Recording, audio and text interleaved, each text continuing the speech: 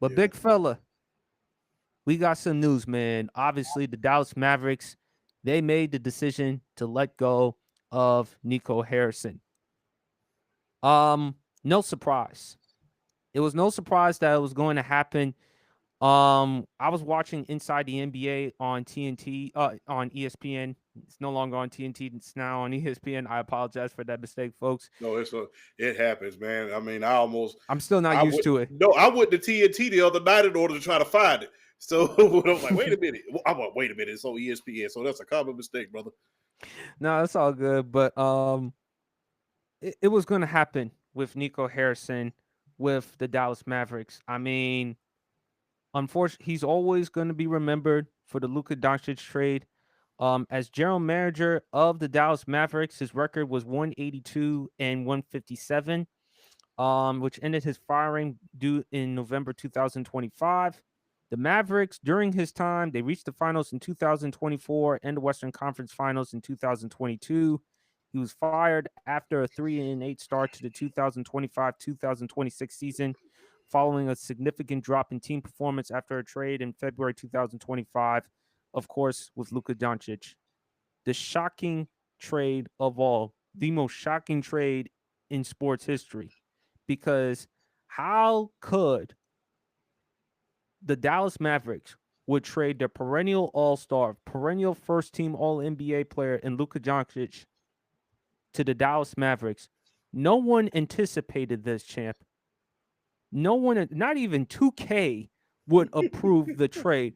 That just tells you how astounding the news was. I couldn't believe it. I thought it was Groundhog's Day when we actually heard the news. But to your favor, champ, is working well for your Los Angeles Lakers. Hey, not just with Luka, but also with Austin Reeves, Yes. one of the best backcourts, exciting backcourts. And yes, you've made the argument. I saw your TikTok. It's time for them to move on from LeBron James, whether in a trade or whatever. But I think it's best for the Lakers to move on from LeBron. But that's a story for another day. But back to Nico Harrison. He did make the trade for PJ Washington that helped them get to the finals in 2024. Mm-hmm. 182, 157 record. I still look at Jason Kidd's reaction when the Luka Doncic trade happened, because I still can't believe they would trade Luka. Now, Luka, he was asked about it in a press conference. He says, I love the city of Dallas. And he wasn't expecting to be traded, because normally when a player of Luka's caliber gets traded, it's him asking or requesting a trade, not the Absolutely. team. Now, for whatever reason, you know, the Mavericks, it's been reported that they're trying to move it from Dallas to Las Vegas because of the casinos, the gambling stuff. Who knows what the reason was? Or it could be the money, because you mentioned it on my pod, champ.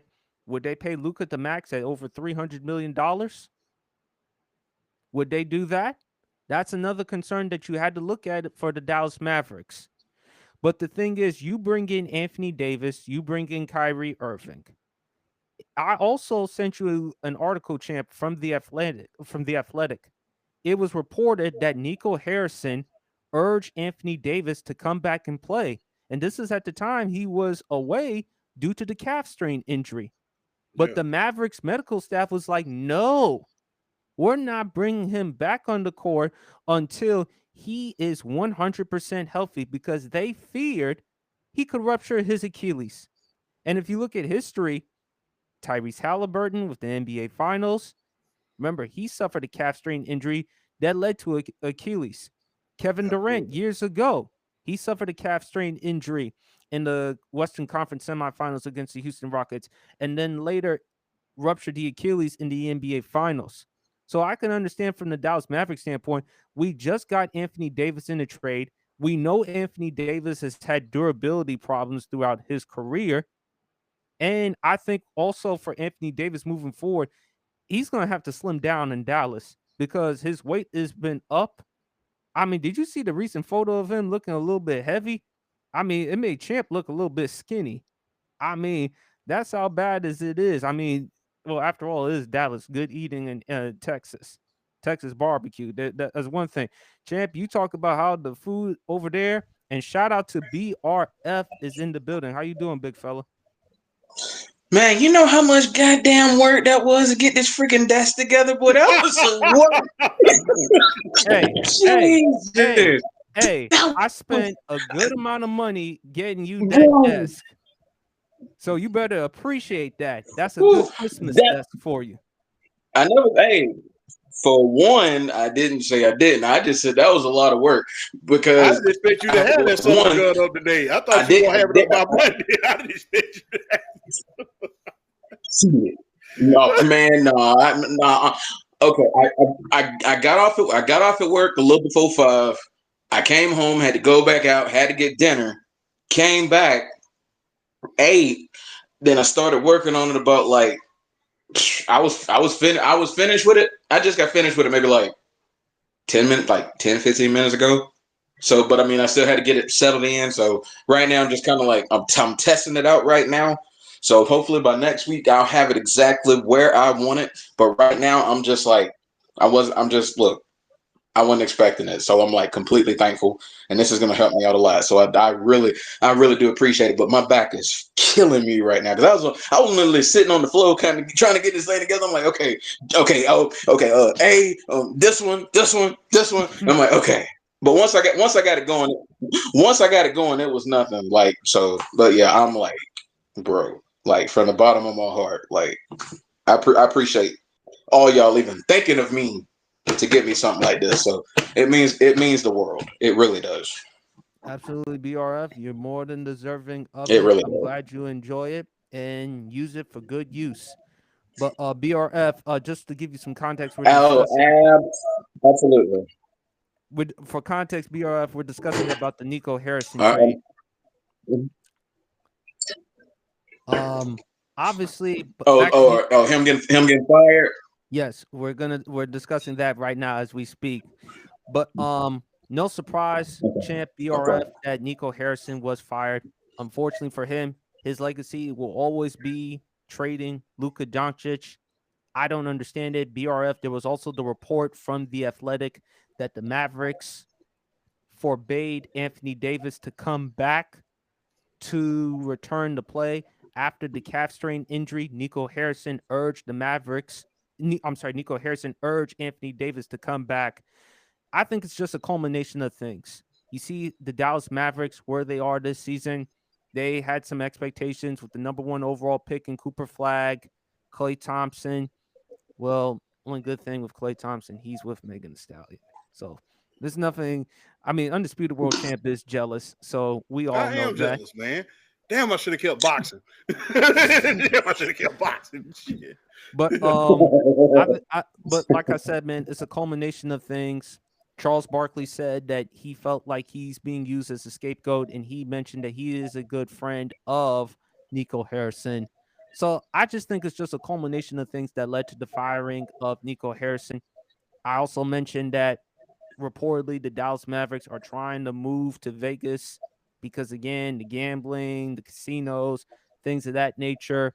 They didn't want to pay Luka the supermax money. They tried using his weight, his conditioning as a reason why they traded for him.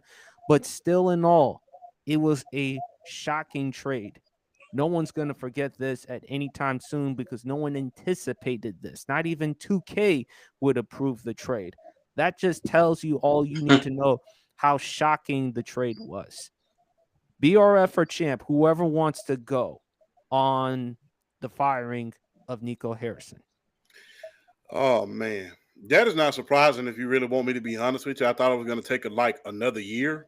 To be honest with you, I thought it was gonna be the duration of this year, and once everything got kind of bad, next year is gonna, But doesn't surprise me if you really want me to be honest with you, because this is arguably one of the worst trades in the history of the NBA. I think the only other trade that I will say is up there with just bad, it has to be the Joe Barry Carroll trade for Kevin McHale and Robert Parrish. You trade an all-star for 2 Hall of Famers, that being Kevin McHale and Robert Parrish. So Yeah, I think that's right up there with that one. I mean, I can't think. Look, when you think about trades that were bad, you think about the trade that almost was with Golden State. Remember what could have happened at Golden State if it had not been for Jerry West. God bless his soul. Remember, the Golden State Warriors were about to trade Klay Thompson for Kevin Love. They were going to trade Harrison Barnes, a first round pick, and Klay Thompson for Harrison Barnes. For Kevin Love. So can you imagine if Jerry West had to step in, what would have happened? But this is of no shock.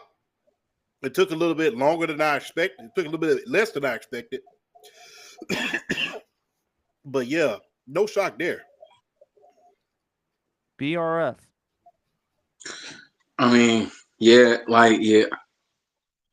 Honestly, I don't really see how you can really call Nico Harrison a scapegoat in all this when you think about the Luka Doncic trade and the circumstances that pretty much completely surrounded it. Really, it sealed his fate because he honestly tried to make Luka Doncic out to really be the scapegoat as far as like, you know, the future of this franchise, and to trade a generational guy like Luka is basically telling your fans, we don't think we can get to where we want to be with Luka Doncic, even though you made it to the finals the year before. And then you just up and trade him, and then you tried to say, oh, well, you know, he had a weight issue. And did Luka have a weight issue? Absolutely had a weight issue. It didn't stop him from being an MVP candidate year in and year out. The boy was still balling. I mean, he was damn near guaranteed triple-double every time he stepped foot on the court. It didn't stop him from being one of the 5 best players in the world. It didn't stop him at all. Arguably one of the 3 best players in the world. It didn't stop him. So I just feel like his ineptitude was really his downfall. And the ownership they have there, and you talked about a PSP. The rumor is they want to move the team to Las Vegas, and I think it's kind of like they did not trust Nico Harris's competence at the end of the day. And they felt like they needed to do what was best for the team, what was best for the franchise, and their future outlook as far as where they want to be. I don't know. The whole situation just really feels like a cluster from the standpoint. It's like even with Cooper Flag, even with drafting him as the number 1 overall draft pick, it still feels like to me that the Dallas Mavericks, they don't know where they want to go. It's like they still don't have any direction. And now you're looking at possibly from the reports are they're going to try to use the next couple of months. They're going to let Anthony Davis weigh his options as far as trying to get a trade or whatnot. And you can almost rest assured they're going to do the same thing with Kyrie Irving once he gets healthy and he starts to really get himself back on the floor. They're going to do the same thing with him. So you would hope that they would go in the direction of building around Cooper Flag and building around PJ Washington, who they just gave $90 million to. You would definitely think they would build that team around those 2 guys. And now you see kind of a young guy like a Brandon Williams who's come in and really done a bang-up job at the point guard position. And you still have Derek Lively. You still have Daniel Gafford. So, I mean, you have young talent. I think, honestly, at this point with this franchise, you need to focus on that. If I'm the front office now with Mark Cuban, I mean, I think from what I've understand, Mark Cuban is back as far as making the basketball decision. He's coming back making the basketball decision. So if I'm Mark Cuban, you build around that young you have a young nucleus now. You have Cooper Flag, you have PJ Washington, you have Derek Lively. You have to build around those 3. And honestly, I think Daniel Gafford, I think, is a good piece if you want to hold on to him as well. I mean, you got a really good front court with those 2. Lively. And PJ Washington. And Derek Lively is definitely one you want to keep. But the thing is do you feel like Daniel Gafford is expendable enough to maybe bring you in some draft capital or like a quality player to bring around? You kind of have to analyze that as the season progresses. I think right now you just have to play it out. But I'm definitely building around that core 3 of Cooper Flag and PJ Washington and Derek Lively. You have to build around those 3. And the veterans you have, and mainly Anthony Davis and Kyrie Irving, you got to see what you can get for them. You got to see what you can get for him. You have to kind of rebuild that draft capital coming in. These next couple of years, you have to see what you can get for those two, because they're not. They're kind of getting, they're kind of like in that back end of their prime, going into the twilight of their career. So they're going to want to play for a contending team to want to win a championship before they go out. So basically, I feel like you grant them a wish, and you grant them that wish, and you kind of like you kind of let them weigh the options, see what's out there, and you try to get the best possible deal you can get for both of them. There's no reason to keep AD and Kyrie with this franchise, which I will in the direction you hope they go at this point. There's no reason to keep either one of those two. I would keep Kyrie because I can't expect much scoring from Cooper Flag at this point as a rookie. I try to move on from Anthony Davis because his durability issues. But if Kyrie can be somewhat what he was, he's capable of giving me 30, 35 points. I mean, his scoring, his ability. So, but they got to clean up house. But luckily for them, Mark Cuban will be back to handling some of the responsibilities for the Dallas Mavericks. That's something that the doctor ordered. That's something that they need, and I would hate for a franchise in Dallas to move all the way in Las Vegas, because even though Texas is really known for football, basketball ain't shabby. I mean, their glory days for winning the championship back in 2011, beating the Miami Heat, of course. Sorry, champ. I hate to bring it up. Not only beating the Lakers, they swept the Lakers. And this was at the time when they were the back-to-back NBA champions with Kobe, Bynum, Pau Gasol, Phil Jackson's last year. Then, of course, the Oklahoma City Thunder with Durant, Westbrook, and Harden. So with Mark Cuban back, I hope he can handle some of the responsibilities. I think they'll be fine with Mark Cuban. But as for Nico Harrison, some of the moves, no one's going to forget the Luka Doncic trade. So it was only a matter of time that he was going to be gone. Do you think that they're seeing also on top of this, right? Do you think also the NBA and as well as Dallas, outside of the want to build a casino in there, outside of building a casino, do you think that they're looking at Asia Wilson and the fact that Mark Davis is having all the success that they're having in Las Vegas and looking at that and say that's a prime market that we can attack in the NBA? Because the thing is, the Aces have 45 straight sellouts, and they sold out completely in the playoffs. Do you think they're looking at that as well as saying that's a market that we need to attack rather than trying to revisit Seattle? I would like to see them go back to Seattle because, again, with Vegas, even though Mark Davis as an owner, despite how I feel about him with the Raiders, you cannot deny the results of what he's done with the Aces, with Asia Wilson and them. And shout out to Asia Wilson winning the championship. But I would like to see basketball back to having a franchise in Seattle, champ. Just like the WNBA, I want to see a franchise back in Detroit or in Houston in the glory days with the Houston Comets with Cheryl Swoops and Tina Thompson, I think. So I would love to see something like that back to a franchise. But that is an interesting question that you did ask. But of course, that's why I call you the Al Roker of journalism. Yeah, but I was just thinking that because the thing is, Vegas does have a basketball appeal to it. And it's not just the casinos that I believe they have in store for them. I really believe that they're looking at Asia Wilson and a lot of these other players that are there already and saying, hey, this is a market that we can attack, especially in T-Mobile Arena. And guess what? When they move it to Michelob Ultra Arena, I mean, it's even better. So they've been selling out ever since Asia Wilson got there. So I believe outside of the casino, they're looking at that market in Las Vegas and saying, hey, if the women's basketball team can sell out, and it was why doing not it the men's? Before, yeah, why not the men? And plus, they host every year in Vegas. They host NBA Com there as well. I think the reason why is champ is because, again, with the women's basketball, they're taking it more seriously. And in Vegas, outside of the boxing, the football with the Raiders. Sorry, I mean the Raiders are just terrible.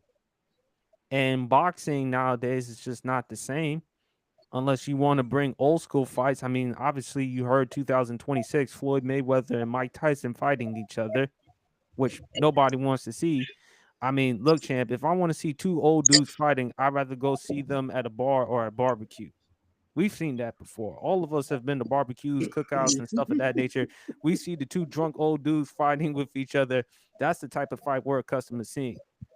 But with the Las Vegas Aces, a WNBA team with a star like Asia Wilson, they're taking it seriously. They're giving Vegas fans something to be proud, something to be excited, something to watch. Because if you look outside of that, what do they really have as far as Vegas to entertain other than the market and casinos, sports wise? Well, they do have the Las Vegas A's. They're coming there. They do have the A's. They're coming. They're moving That's from true. Oakland to there. And And they also have the Golden Knights too, and it's a shame that you don't really hear about them as much because the Vegas Golden Knights have literally won championships for that city. So it's kind of a shame that they don't really market them in that town like they should. yes, indeed, they don't market it. I mean, that's the NHL. I mean, ESPN should be ashamed of themselves about how wrong they do the NHL. Just this past week in the NHL, we had Sidney Crosby. He went into number 7 on scoring in points, and then you had Alex Ovechkin. He was the first NHL player to score 900 points back when we was younger. BRF, and back me up on this, when Barry Melrose was on ESPN, that would have been front page news. But the way that it's just the way that it's being marketed right now. I mean, Sidney Crosby and a couple of his teammates, they are the longest playing teammates in the world. They played with each other almost 20 years. There should be more press behind that. Not to mention with the Los Angeles Kings. Los Angeles Kings last year, I think, well, the year before last, they drafted the first black player to go in the first round. You mean to tell me that doesn't deserve any press, especially in the NHL? So, yeah, it's a lot of stuff in Vegas that we are able to market, but you don't necessarily see. The Golden Knights, the Las Vegas Aces, the A's are coming to Las Vegas. Formula One is in Vegas. It's just right about now, the economy's kind of shaky a little bit. You don't hear about a lot of this other stuff. Shaky. But we're being nice because this is not political. But when you think about what's going on right about now, you don't really hear about a lot of the sports that's going on. And with the A's, the Oakland A's, the Las Vegas A's now, when you think about it, it was so much controversy more than how they left. Because even the great Reggie Jackson, he made a bid for that team. And it was one of the higher bids they had. And they still did not accept it in order to try to keep them in Oakland. I mean, if you would have told me that 10 years ago that Oakland would not have a sports team and they would not have a stadium in there and all 3 stadiums would be vacant, I would have called you a liar. But right now, none of the Oakland teams, none of the old school Oakland teams are there. The Oakland Raiders, they're going to Las Vegas. When you think about the Golden State Warriors, they went to San Francisco. Yep. Now the Oakland A's, they've gone to Las Vegas and followed up behind. So, yeah, for a sports town like Oakland, and mind you, the Oakland Raiders were terrible for years, and they were still selling out games. You couldn't buy a ticket to a game. The black hole for the Oakland Raiders, it was there. So, yeah, Las Vegas is a huge commodity right about now when it's the sport. That's the entertainment capital of the world. You go up there, you get to live the VIP life, go to a sports, and I think they're trying to make Vegas into a theme park at this point. It's just, I mean, it's crazy. It is.